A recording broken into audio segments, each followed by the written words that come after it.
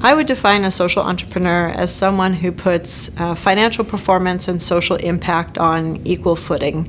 So unlike a traditional charity where social impact is the primary metric and financial performance is really just a means to that end, and on the other side, traditional companies where it's about maximizing profit and social impact might be something they do as community affairs or something on the side. A social entrepreneur blends both on equal footing. So what we're looking for as we think about how do we create more social entrepreneurs are people who bring the skills from the business world, so they know how to build a strong organization that is very capital efficient, that can scale, that can be innovative and take risks, and who also appreciate the best of the not-for-profit and charity world, who can have an authentic commitment to solving a community or environmental problem, who think about stakeholders, who take a long-term perspective, who think about maximizing value across a broader spectrum than just capital return. So 2 examples of social entrepreneurs that I really admire. One is Blake Mycoskie, who's the founder of TOMS Shoes. And his story begins in 2006 when he traveled to Latin America and saw many children suffering from a debilitating foot disease that caused elephantitis in the foot. And they would catch this disease by walking barefoot over contaminated soil. And Blake saw this problem and thought first, oh, perhaps I should start a charity to raise money to support these children. But he had a history of starting small businesses and eventually came to the conclusion that starting a business would be a more effective solution than starting a not-for-profit.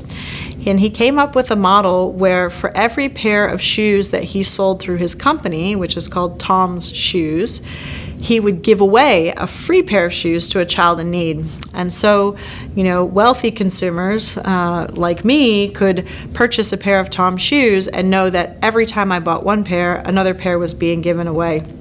Well, over the past 10 years, TOMS Shoes has given 60 million pairs of shoes. Beyond that, they've also added additional products like eyewear, and every time you buy a pair of TOMS glasses, they help restore sight to someone in need.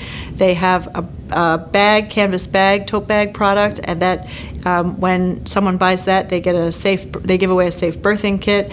And so they've really expanded this one-for-one model and pioneered it as an example of a for-profit business that has as its primary intention doing good. Another example of a social enterprise I really admire is called Ubuntu, and it's based in Austin, Texas, where I live. It's a not-for-profit social enterprise and was started by an entrepreneur named Zane Wildman, who went to Kenya, and while he was there, met families that had disabled children. And what shocked him was that these families were completely ostracized from the community. Not only were the children not allowed to go to school, but the parents often didn't have any employment opportunities. So they really had no way to support themselves and support their families. He came back to Austin, Texas, and again thought about creating a traditional charity to raise money to send back to Kenya and support these families, but quickly found that he couldn't raise nearly enough money for the scope of the problem. So he went back to Kenya, and instead of just fundraising, he set up a factory where these women had the opportunity to sew and started making handicraft products that he then brought back to the United States and began selling in one of our largest grocery store chains called Whole Foods. And with the success of that initial product with fashion and tote bags, Zane then realized that he could start other businesses in Kenya to support the social impact needs of that community. So he started a coffee shop and a farm. He experimented with a few other things that later decided didn't work so well. But now Ubuntu, as a not-for-profit organization, has a combination of revenue sources. So they have these micro businesses that they operate with fashion and the coffee shop and a farm.